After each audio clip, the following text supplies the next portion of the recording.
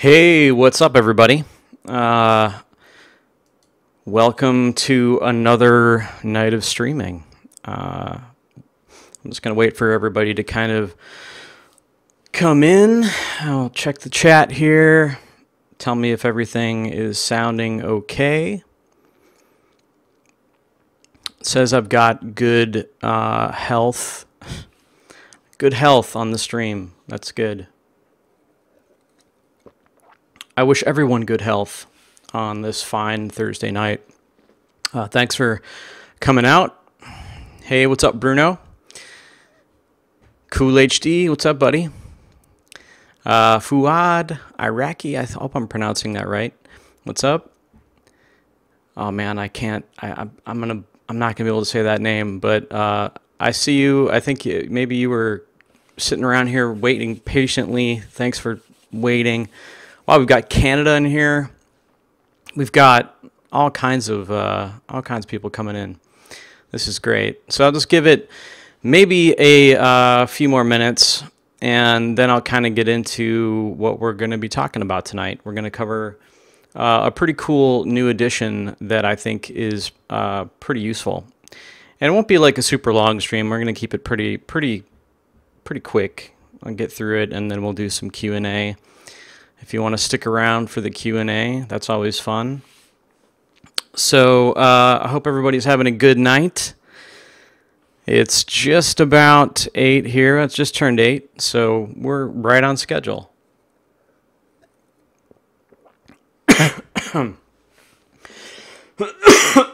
Excuse me. All right, let's see what we got here.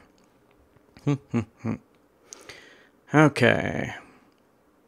Just making sure we have, oh cool, we got getting up to about 80 people in here. Tell your friends.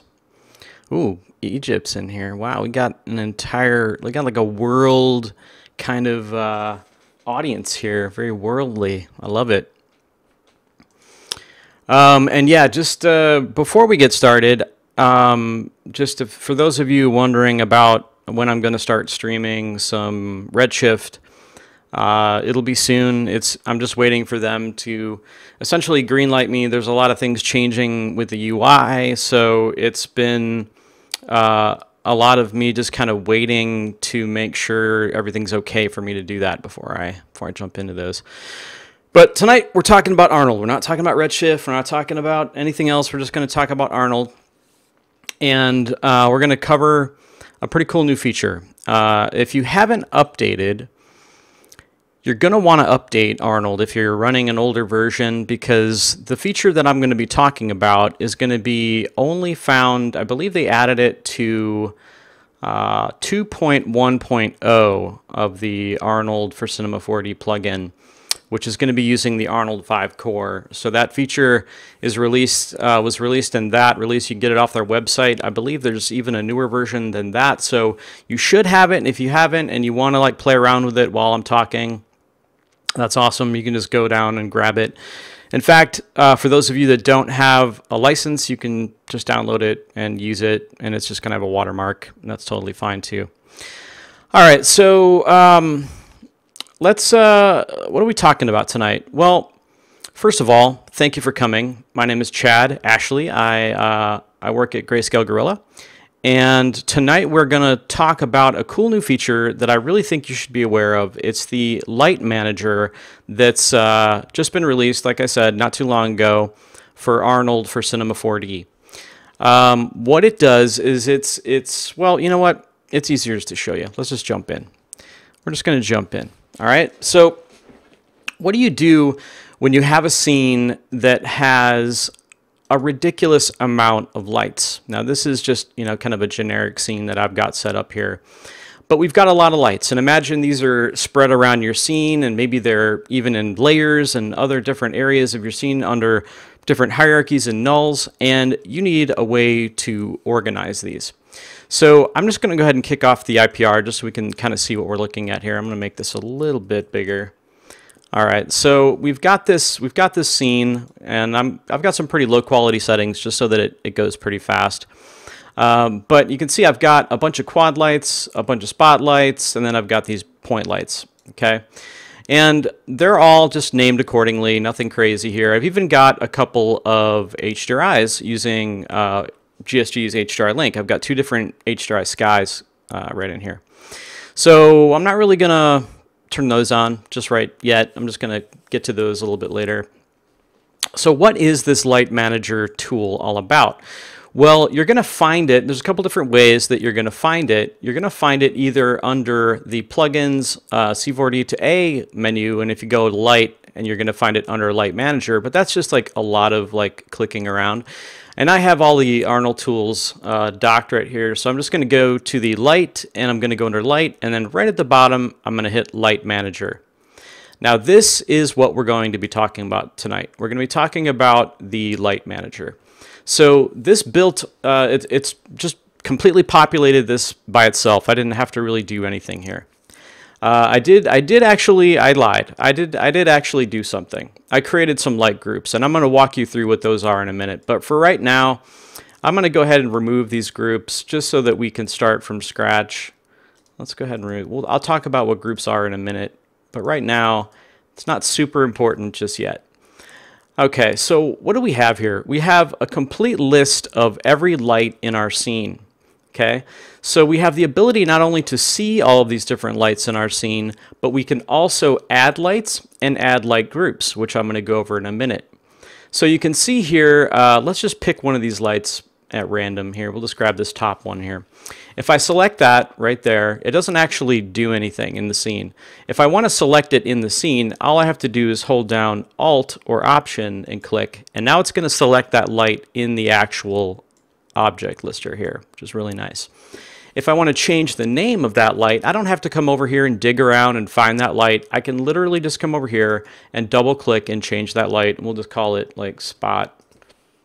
Of course, it's alphabetically organized here, so it's going to pop it down to the bottom. So what's the next tab over? Well, it tells me the type. So I'm not limited to just listing the type. I can actually change that type right here. I can actually change that spot into a quad, which isn't going to really make a whole lot of sense with this name, but if you just kind of bear with me here, you'll actually see it over here. It turned it into a quad, which is really kind of cool. So you have the ability to not only change the name and select it with the Light Manager, but you can also change the light type. I'm going to change it back to a spotlight. The other thing you can do is change the color. So in this case, in this light that we're looking at right here, it's red, and you can kind of see it's got the red UI. So let's change its color. So there's a couple different ways that you can do that. I can just change the color, you know, by hand, coming in here and choosing green, which kind of gives it this really ugly green. But that's not really what I want. I want something a little bit more realistic. So I'm going to change it from constant color to temperature, which is going to put the light in terms of, the color is now going to be in terms of Kelvin, so light, color, temperature. So 6500 Kelvin is pretty good. Now I still have a lot of these other lights up here that are red.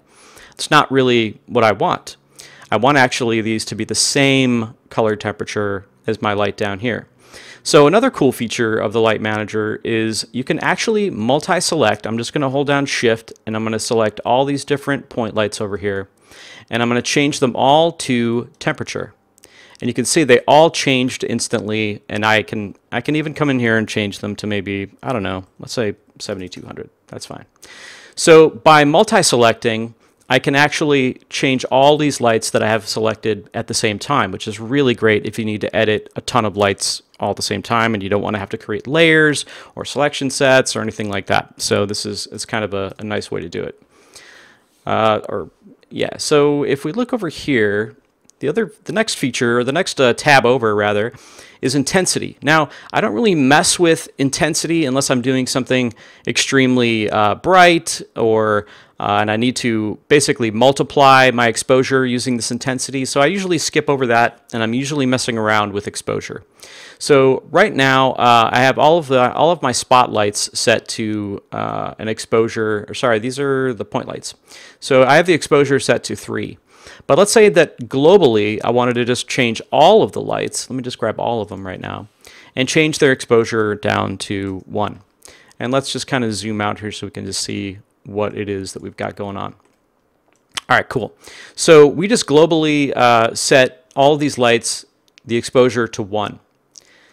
And that is really handy. Like, and I'm going to get into the light groups, and it's going to be even more handy in a second, but let's just keep going down the line here. So exposure, really easy to come in here and change, you know, grab a bunch of them at random and maybe change that exposure down, or maybe bring it way up.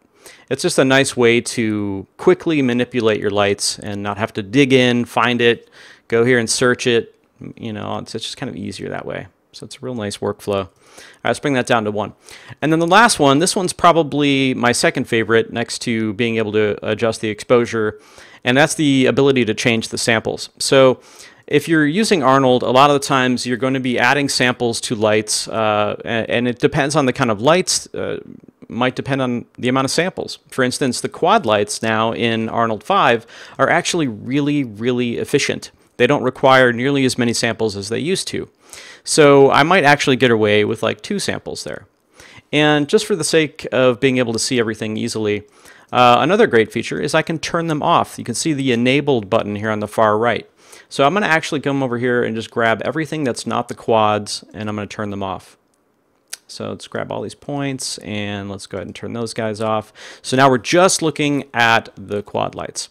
So let's just jump in here and kind of get close, and I just want to see the samples. So I just want to see what the samples are doing.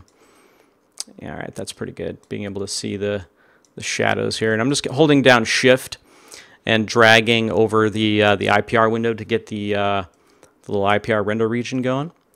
All right, so right now, let's grab all our quads. Boom, we've got them all selected. Let's bring their samples down to 1.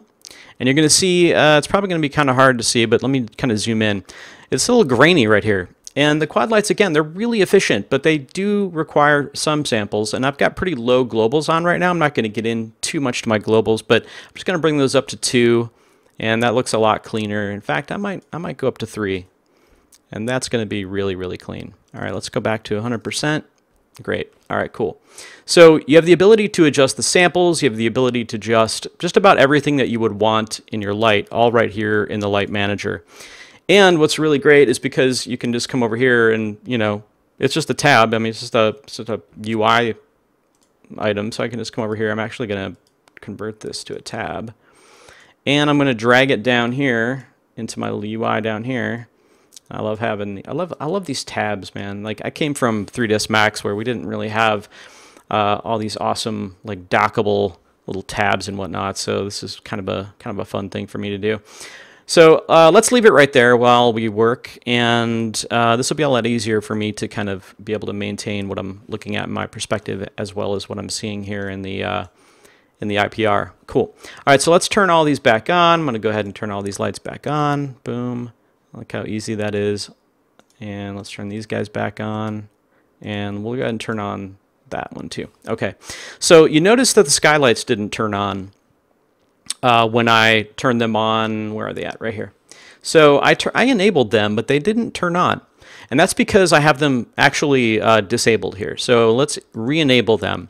So this enabled here is not the same as me turning them on and off like this, okay? So if you notice, if I actually turn those lights off, let's just disable them right now, it's actually going to just make them not render. It's going to take the little traffic light and turn it red. So they're still enabled, the lights are still enabled, but they're just not rendering. Okay, so let's go ahead and leave it like that. And let's bring our let's bring all the intensities back up to something decent, the exposures rather, maybe to like a 2. And let's grab these guys and do the same thing and make those like 2. All right, cool.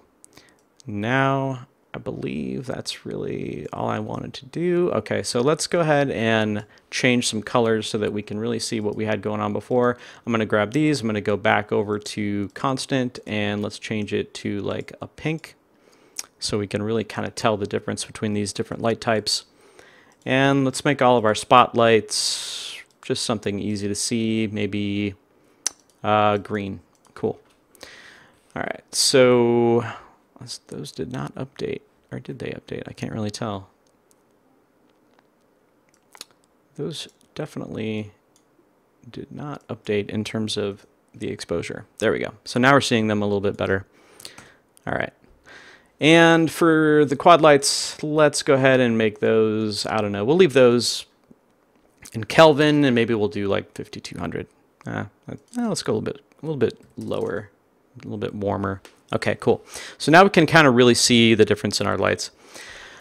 So yeah, the light manager is a really easy way to kind of organize your lights and quickly select them, change the attributes. And I just thought, you know what, I need to jump onto a stream and show you guys. But really, another part of the light manager that I really like is the ability to create light groups, which is, I'm going to explain what light groups are good for in a second, in terms of how they work with Arnold's AOVs. But for right now, I'm just gonna kind of walk you through how I like to use them. So light groups are the ability for Arnold to take a set of lights and put them together in order to use them in a AOV. And if you don't know what AOV is, it stands for Arbitrary Output Variable, which is basically a fancy word for a pass.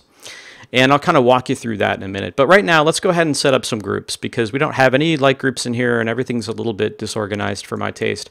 So I'm going to create a light group and I'm going to name it Spot. And I'm going to drag all my spotlights into that group. Okay. And I'm going to go ahead and toggle it closed so I don't have to look at it because it's kind of it's freaking me out. Don't like a lot of stuff on my screen. Let's grab another group. And this one, we're going to name it Quads. All right, and let's go ahead and put all of our quads in there. Boom. All right, cool. And let's make another one. This one's going to be called Points for point lights. Oh, let's write point. That's fine. And let's go ahead and drag all of our point lights in there. And then for the skies, I'm going to create two different light groups. And you're going to know why in a minute, but I'm going to call this Sky 01 and put that first sky in there.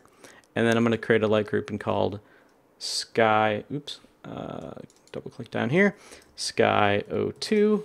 Perfect. All right, cool. So let's grab that second sky, which is up here. It's not assigned to any group yet. And okay, cool. So now everything are in groups. And you can see they're kind of divided up in a much nicer looking way. I'm not having to kind of rely purely on the names to kind of figure out where I'm at. And it's a little bit easier for me to figure out what's going on. And again, I can, just so you know, I can always come in here and alt-click to select any of these lights if I wanted to like move them or do anything like that. Okay, so why are the light groups important? Or why did I create light groups? Well, in Arnold 5, you actually have the ability to render out different passes for your lights. So let's say you wanted to have a pass for just the point lights, pass for just the quad lights, or even a pass for the different skylights. Well, it's really easy to do that in Arnold. So let's go ahead and walk you through that. Okay, I'm going to open up our render globals, and you can see I've already got the AOV tab open. And if you notice over here, we have our inactive AOVs, and I'm not gonna get too deep into AOVs. There's maybe if you want and you requested enough, maybe I'll do a whole stream on just AOVs, which could easily be multiple streams. But we've got inactive AOVs, we got active AOVs, and we've got this little light groups column over here. Okay, so you notice they're all grayed out. Why are they grayed out? Well, I have to actually select an AOV, and then they all come to life. They all pop on, and now I can actually manipulate them. So you can actually do per AOV light group assignments. So you could essentially, if you wanted your diffuse, like let's say you added like a, well, I'm not going to get into that, but you could add a diffuse, you could have only one light assigned to it, and you get the idea. But for our purpose, or how I want to use it, it's a little bit different. So I'm going to go ahead and select Beauty, and I'm going to just click all light groups. And what that's going to do is it's going to create a separate AOV for every single light group that I created over here in my light manager. All my spot, my sky, all that sort of thing. It hasn't done anything yet. It's going to do it once I close this dialog. So I'm going to close the dialog, and I'm going to go ahead and restart the IPR just to make sure that everything worked. And now if we go over under this little display tab here, you're going to see everything everything shows up. We've got Beauty Point, which is just going to be our point lights. We've got Beauty Quads, which is just going to be our quad lights. We've got Beauty Sky 01, but hey, remember, we turned those off. So let's go ahead and turn those on in our light manager. And now if we go over to Beauty Sky 02, we've got a completely different HDRI link set up on that light. And then we have our spot. And then we have default, which is just going to be blank because we don't have anything, we don't have any lights that aren't assigned to a group right now. So let's go back up to beauty. So you go back up to beauty, and of course they're all on at the same time. So why is this something that you would want to do? Well, mainly because sometimes you want that control in the comp. You want to be able to control what lights are affecting your scene.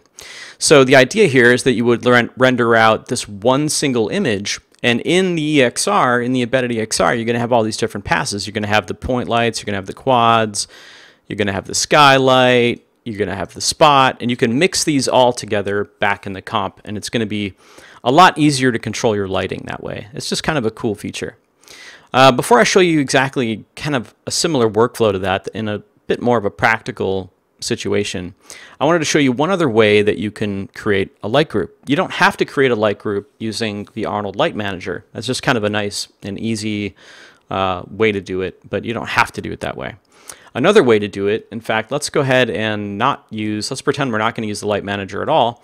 Let's come in and we're just going to grab a new light, and let's just make this a point light, and I'll just kind of pull it off to the side over here, and we'll make sure that its intensity is pretty high so we can really see it. I'm going to go back out to my beauty display, my beauty pass, and you know what? I'm going to disable my skylights because those are really insanely distracting, and that exposure is way too high in that guy.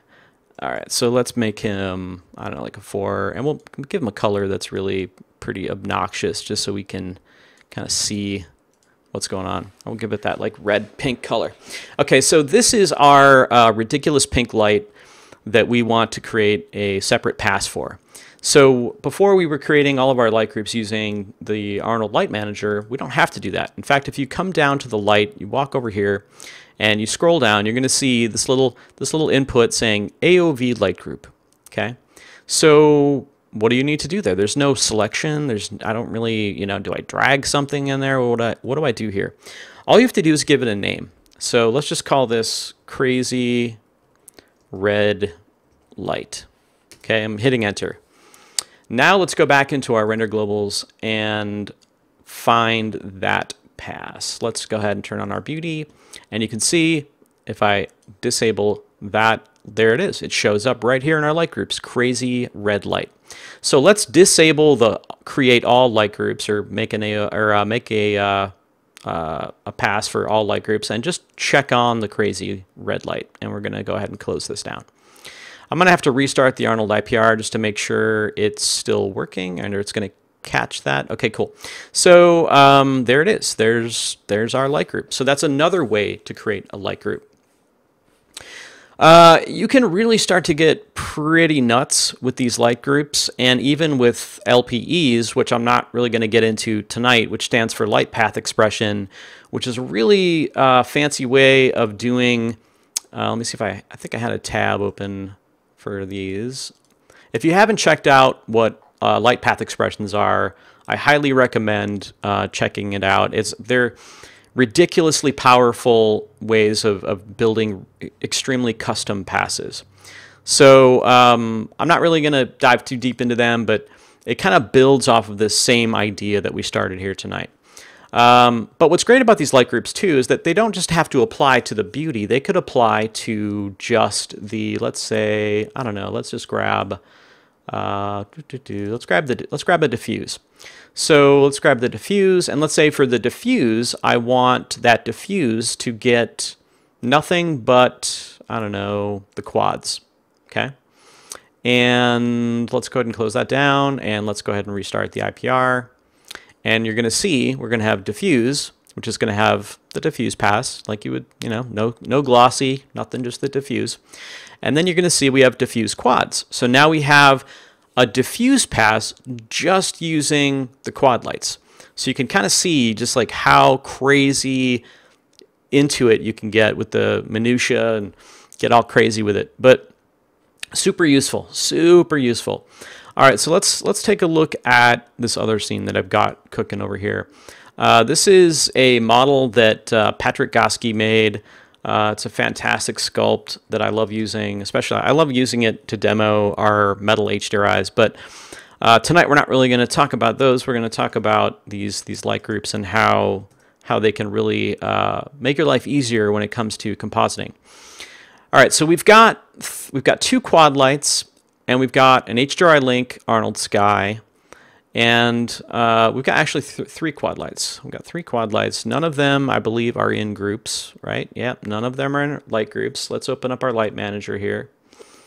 Yep, we've got just a regular old scene, nothing crazy here. So let's go ahead and start turning off some of these lights so you can see what they're doing.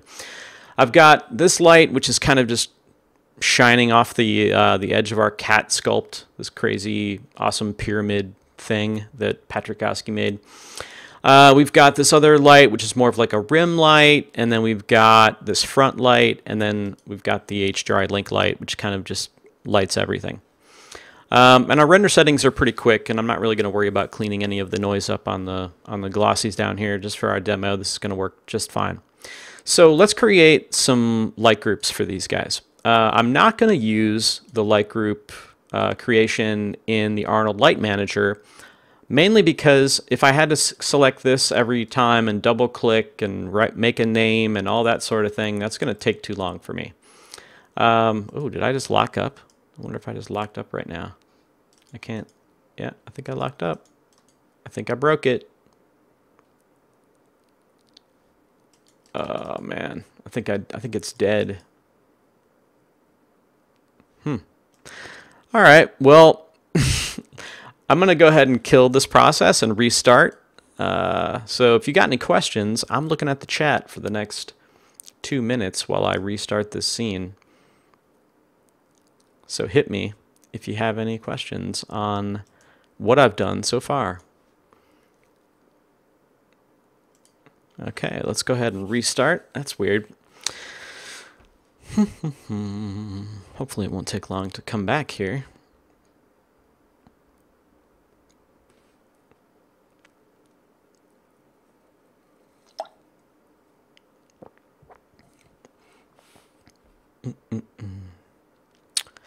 Ah, the beauty of live streaming. All right, let's find that scene. And let's make sure.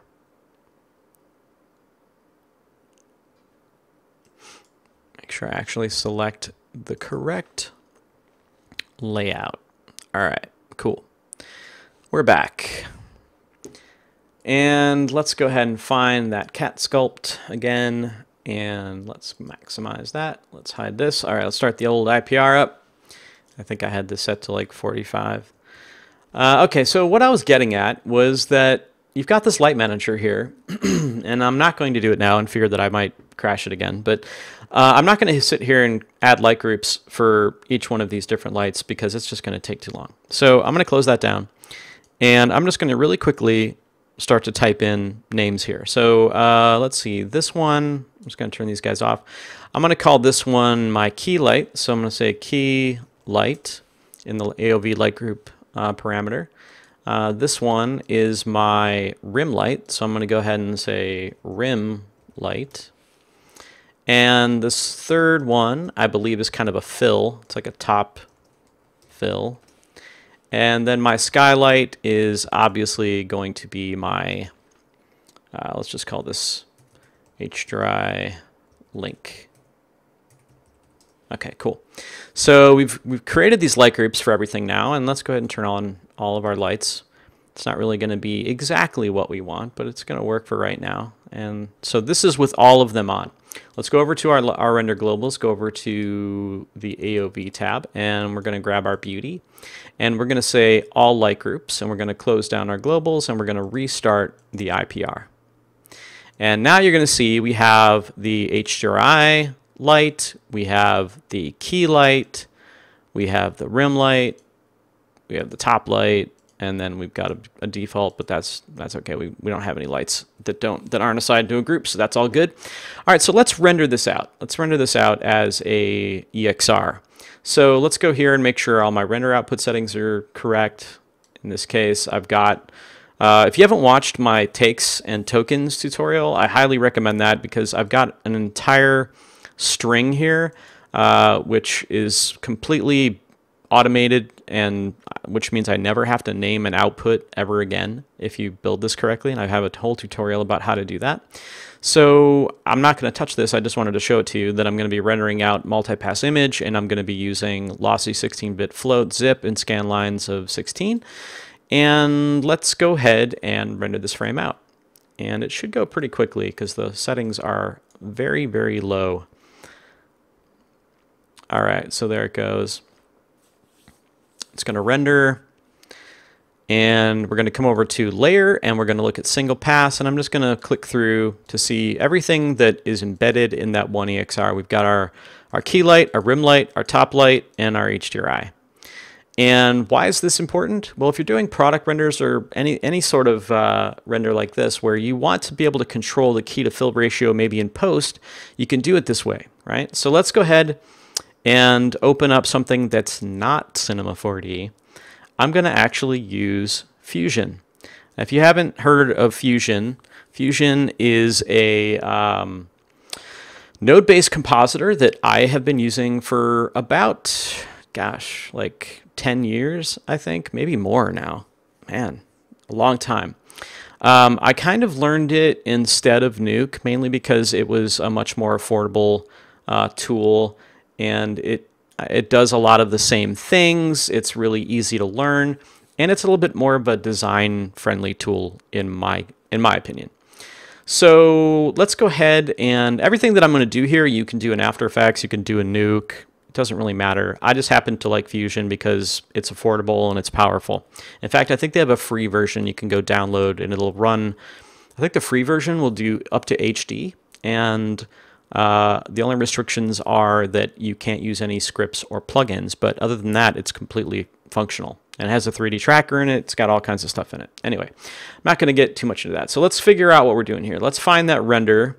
So I'm just going to navigate to where I know I have that render. And that's going to be, it's going to be a Dropbox. And let's go ahead and I'm going to move this off to the side. You know what? I'm just going to put it right here and grab our here and renders and C4D Arnold main. All right, so you can see that this output that I have set up automatically generated this folder with my date, and it even generated a folder with the time. So this is one I made earlier. So let's grab the new one, and that way you never overwrite a file. You never overwrite a render. So again, if you haven't seen that tutorial, you gotta check that out. All right, so let's grab our EXR. I'm just gonna toss it into this viewer and go ahead and turn off the masks. And it doesn't have the correct gamma, so let's go ahead and apply a gamma, the right gamma to it. So I'm gonna grab a 2.2 view space gamma. Perfect. All right, let's go ahead and make this guy fit. Cool. So we've got one EXR, and inside of it, if I come over to the channels, are all of our different passes that we rendered out. So let's grab this guy, and you know, this is a little bit of trickery, I gotta admit. This is a script that I'm gonna run by my good friend and former colleague Tim Little wrote, and it's a script that's going to split out this EXR, all the different passes for me, into separate Fusion loaders. So again, not super important, but if you want it, I can throw a link to this script. It's pretty rad. So I'll hit go, hit OK, and it's going to automatically create different loaders for all of my different light passes, and you can see they're all right here set up for me. Boom. And then even the alpha, which we're not really going to use. So we have our default, we have our top fill, our rim, and our key. Let's take our key out, and let's take our rim out. And I'm just going to comp this. Like, again, this is nothing that I'm expecting you guys to like learn. We're not doing a Fusion tutorial. I'm just want to teach you why this is important and why this is cool. So I'm taking my rim light and I'm comping it over my key light, and I'm just going to set the merge type to, or the apply mode to additive, and it's going to do that by default if I just bring the alpha gain down. So you can see now we've got the ability to mix in this different light. And even if we wanted to get crazy with it, we could even tint that light. So if I just bring a color grade in here and maybe tint this guy blue, Now we are changing the lighting of our scene in the comp. Okay, so that's why rendering out light groups as separate passes can be really powerful. Okay, so let's just grab the other ones here and just quickly build this up. And let's go ahead and grab that guy, and he's going to bring his alpha gain down. Again, it's really nothing I'm expecting everybody to kind of learn because we're doing Fusion, and I haven't even talked about Fusion before. All right, so the last one I'm going to put in here is the skylight, and that one, I really don't want a lot of that one in there. I just want a little bit so that it's just not completely black. And this top fill, I'm going to bring that guy down a little bit in the comp as well. And there we go. So we combined all these different lights back together in the comp. And it's not the same as rendering out like diffuse and spec and all that stuff. Although you could do that. You could completely do every light, every pass of every light. But I don't know, this is a little bit easier in my opinion. I don't like to get that crazy with my passes.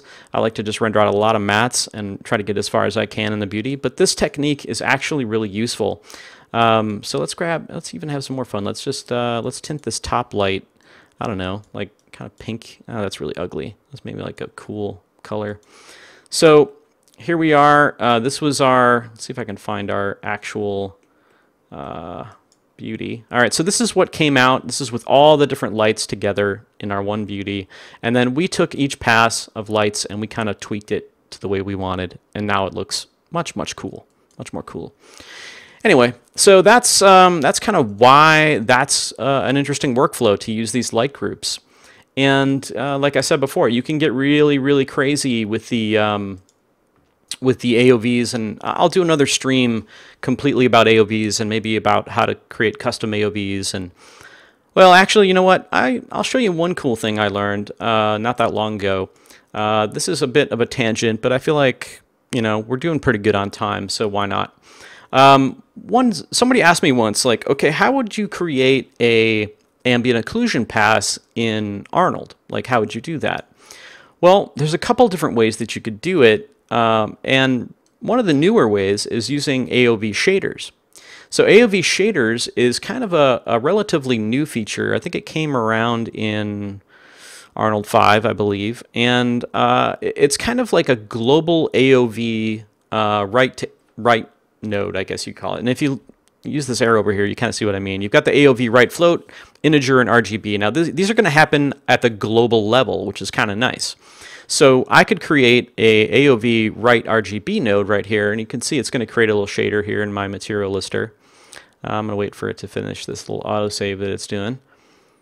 And there it goes. Okay, cool. So it created this little AOV right RGB here, and I'm going to middle click and get into that shader, and you can see it's just a regular old AOV right RGB. There's nothing going into it right now.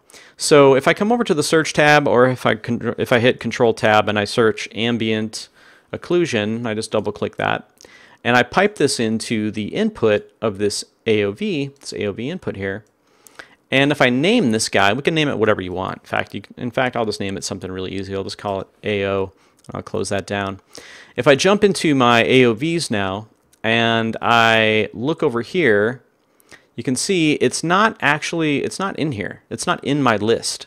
That's because I need to actually create it as a custom AOV. So I say add custom AOV. I know I named it AO. So I'm going to hit enter. And I'm going to close this down. And let's go ahead and start the IPR up because I completely forgot I turned it off. And let's jump down into AO. And boom, you got an AO pass. It's really handy. And it doesn't stop there. Like if you wanted to create, I don't know, let's say you wanted to get really crazy and you wanted to have a pass where, I don't know, you want a Fresnel pass. Like Fresnel passes are really useful, I think at least. So let's just grab another AOV right RGB. Let's middle click that guy and come over here and type in Fresnel, or actually index, I always forget, it's facing ratio. I use so many different renderers and they all call it something else, I feel like. So let's grab this facing ratio, let's throw that into the AOV input, and let's name it Fresnel. Okay, and I'm lazy, so I'm going to copy it because I know I'm going to have to write it anyway. So close that down, go back into my AOVs, add custom AOV, I'm going to paste it, hit OK, it's there, close that down, I'm going to restart the IPR just to make sure it's there, and Fresnel. And there we go. We got a Fresnel pass. In fact, I'm going to tweak this Fresnel pass. It's not really what I want. I'm going to invert it, and I'm going to just kind of tweak the contrast of it a bit. That's more what I'm looking for. Cool. So this AOV pass, or the AOV, oh man, what the hell are they called? AOV shaders. Short-term memory loss. They're super handy for doing these like global overrides. And then at any point in a future tutorial, I'll show you how to do AOV write RGB overrides or AOV write RGB nodes and working with those to create really specific passes. But for now, I feel like yeah, we're about 40 minutes. I think we're that's pretty much where I wanted to end. So I hope you guys dug this new feature as much as I do. This light manager is ridiculously powerful, especially if you have complex scenes with a lot of different lights. And then these light groups and the AOV light groups are just fantastic. I hope you guys use them. They're super powerful. So anyway, hope you enjoyed it, and so yeah, see you next time. All right, so that's where I'll probably trim that out, but I will hang around and answer some questions if you guys have questions. Let's hear them, because hey, you know what? I'm here. Let's do it. What you got? Hit me in the chat.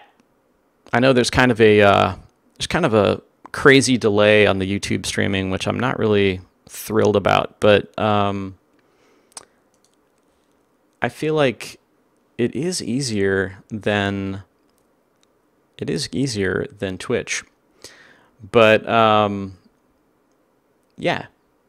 Oh, cool, man. This timed out perfectly. Half hour is about where I wanted to be when I got to the questions. So yeah, hit me with the questions. Again, I apologize about the delay. I'll try to answer the questions as I get them, and hopefully the delay won't be too frustrating for you guys. And also, give the video a like. Give it a like. Give it a thumbs up if you dug it, and I'll do more of these. And the thing is, I want to do them kind of like, you know, short and to the point, succinct. Because I don't want to ramble on. I like to do a bunch of little ones. I think that's better. Okay, so questions are starting to come in. Surat says, depth of field, I can't really understand that. So the depth of field in Arnold, I covered in a stream, and this was a Twitch stream that we're going to be putting on YouTube very, very soon. And I cover my take on depth of field in Arnold in that video, so check that video out. It'll be out on YouTube very, very soon.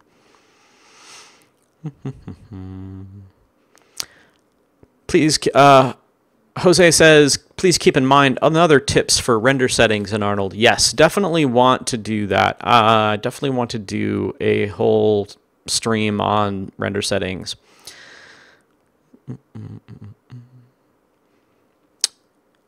Fusion on GSG confirmed.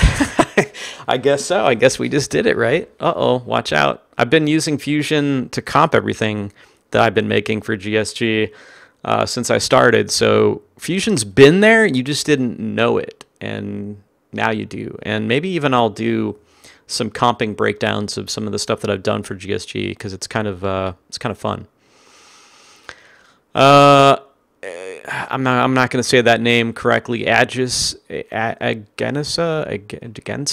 wants me to do a complete Arnold 5 tutorial. Absolutely, yes, that is going to be happening. It's going to be soon. Right now, I'm just kind of testing out the waters with some live streams just to see how it goes. Plus, it's kind of fun to do these live streams and just kind of bang something out and get it in front of you guys.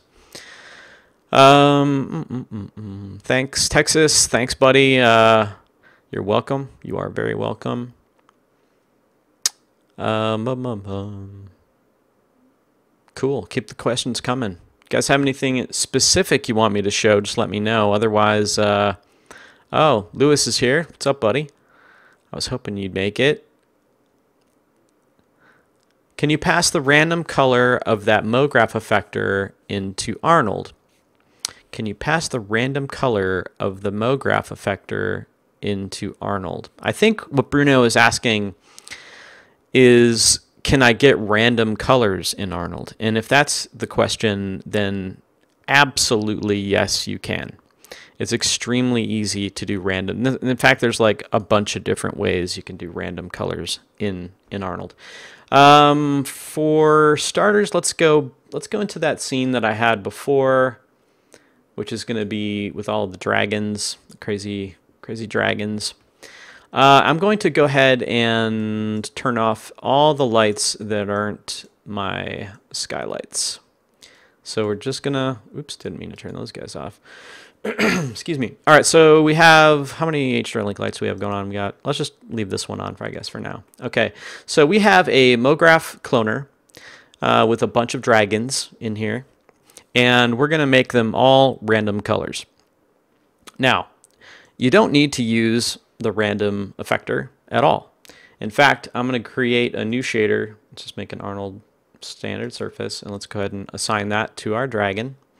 And I'm going to middle click to bring up the network editor, and I'm going to kind of move everything over a little bit so we can see it a little bit easier.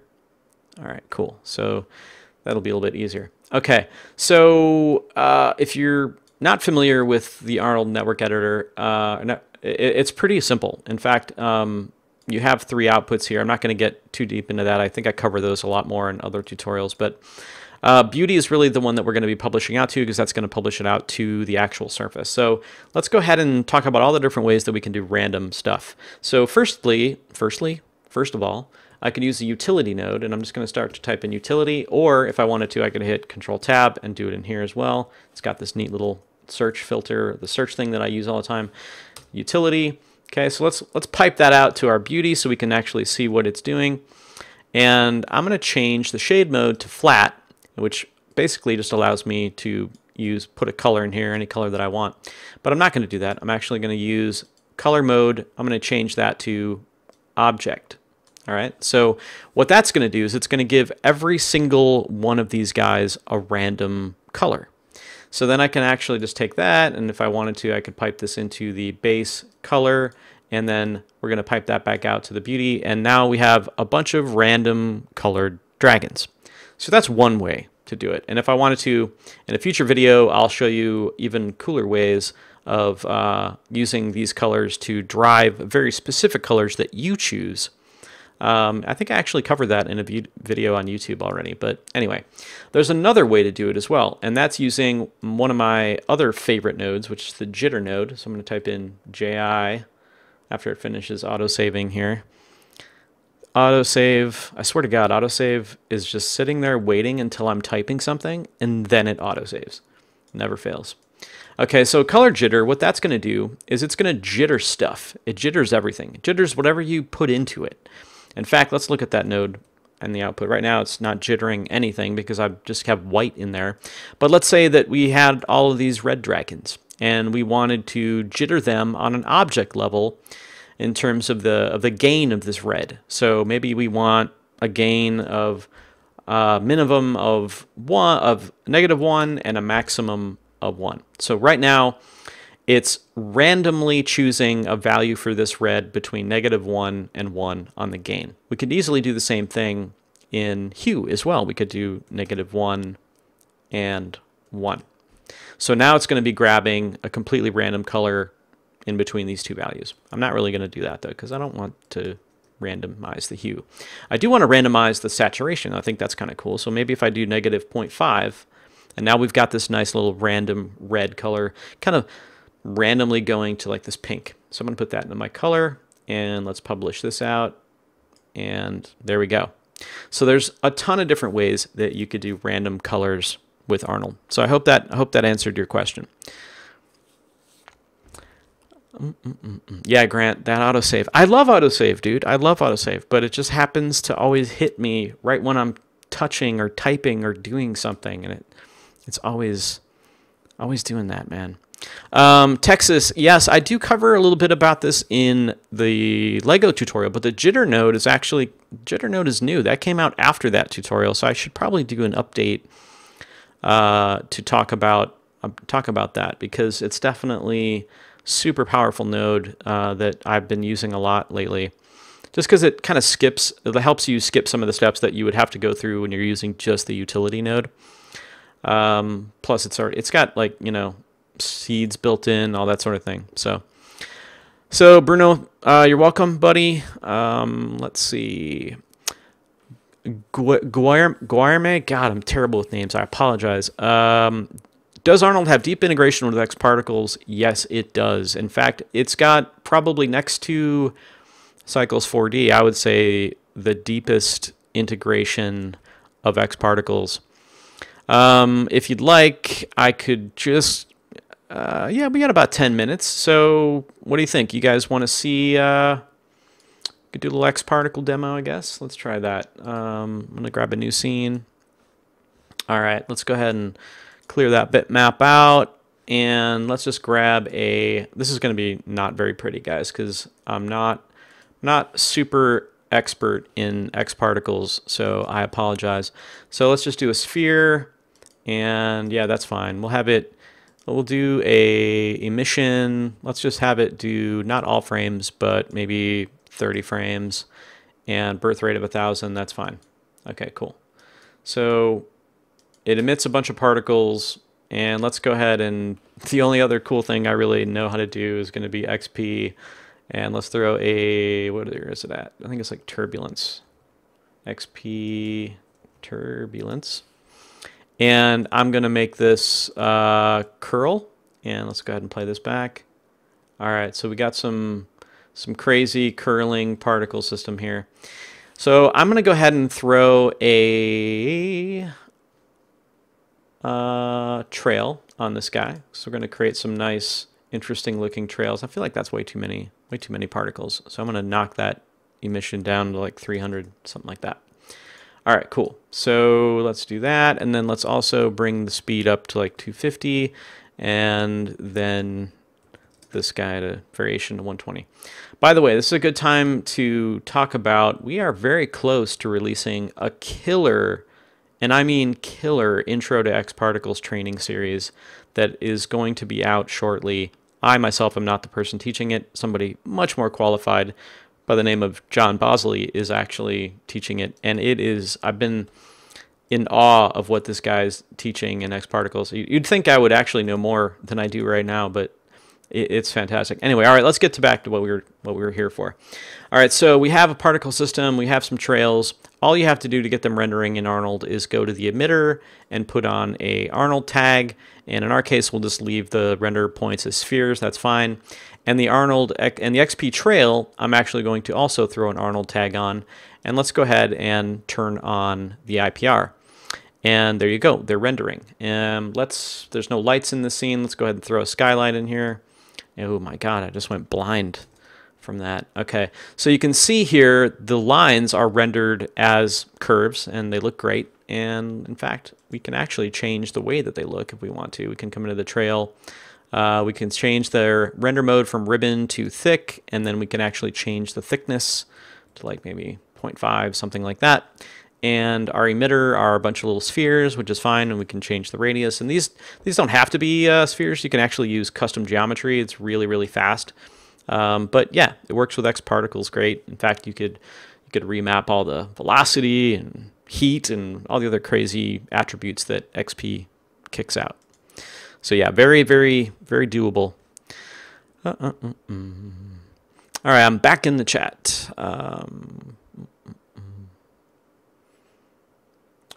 When do you think the GP render for Arnold will come out? Selfmade wants to know.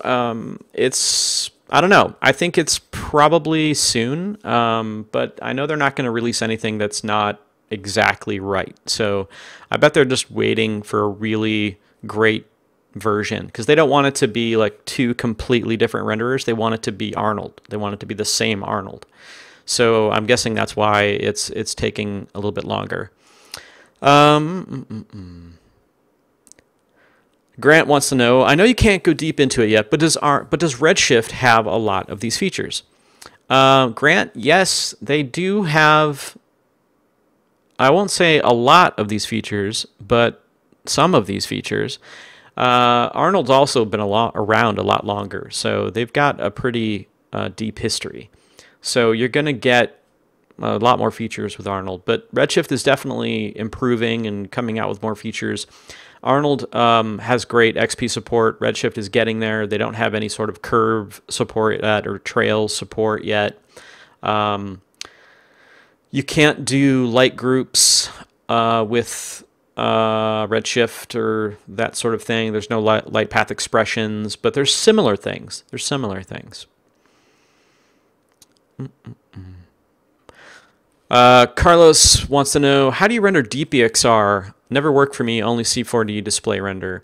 Well, if you're talking about like deep EXR, like deep passes, I'm not the guy to ask. I never use those. Most of the passes I do are not considered deep, although I do use the position pass in Fusion to do volume masks and some light kind of relighting in the comp, but that's not using any sort of deep EXR stuff. Again, I'm not the deep EXR guy.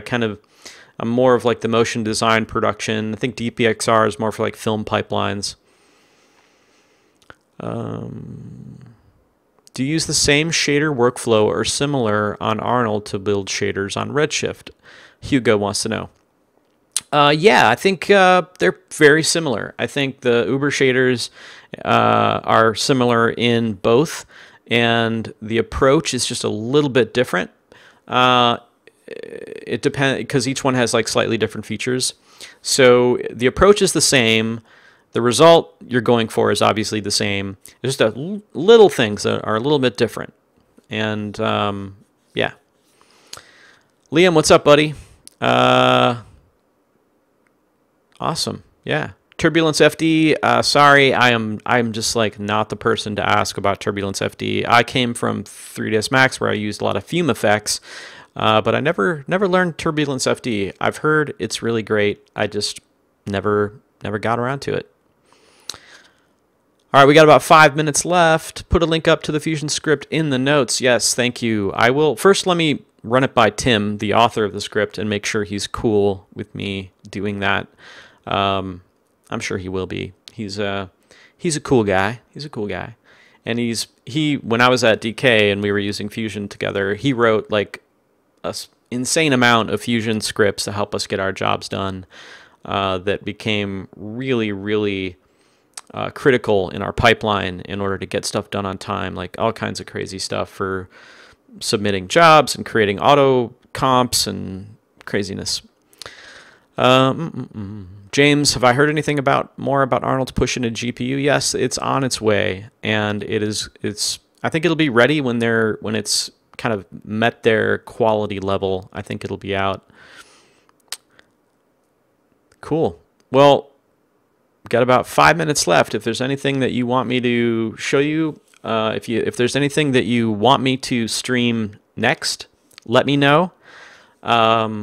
If there's a preference between, this was kind of an experiment doing it on YouTube.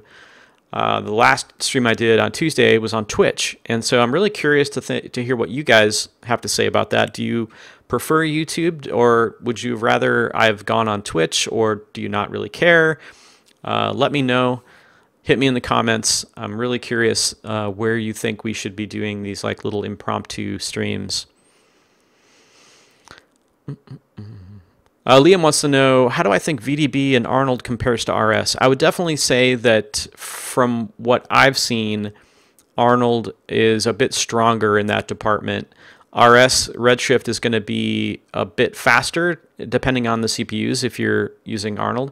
But I think the volumes in Arnold are pretty sick. I mean, it's what they use in feature film effects. So, rock displacements, I can cover that. That's a good one. I will make a note of that one for a future stream. Displacements in Arnold are definitely they need a little work, in my opinion. They're great, but they're not super efficient. But yeah, we can cover that in a future one.